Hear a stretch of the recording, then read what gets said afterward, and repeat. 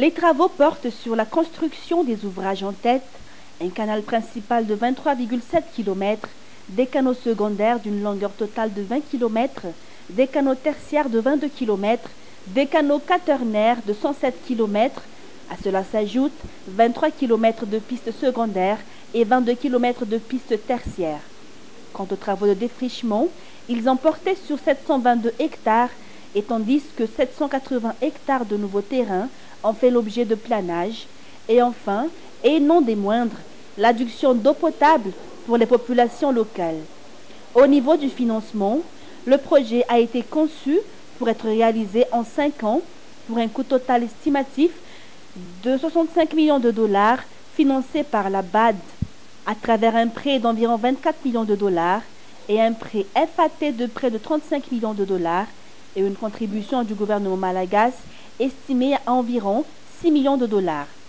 Le projet bénéficiera à une population estimée à 45 000 personnes, dont 51,5% sont des femmes.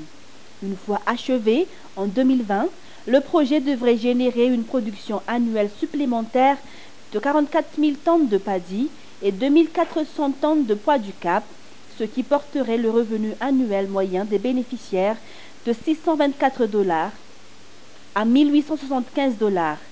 L'extension du périmètre du Bamanguk profitera aux communes urbaines et rurales de Murumbe, Ambaïkil et de Tanandav. Le vaste réseau hydro-agricole moderne du Bamanguk trouve sa source à Bevoye, le plus grand barrage de prise d'eau réalisé dans le pays.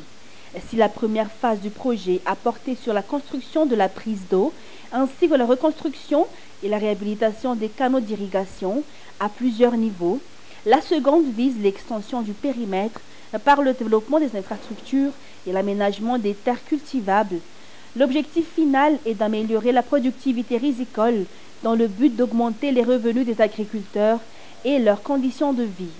À relever en effet que la production moyenne de riz, qui était de 2,5 tonnes par hectare auparavant, se situe actuellement à 6 tonnes par hectare avec 2 récoltes par an, bien au-dessus de la moyenne en Afrique.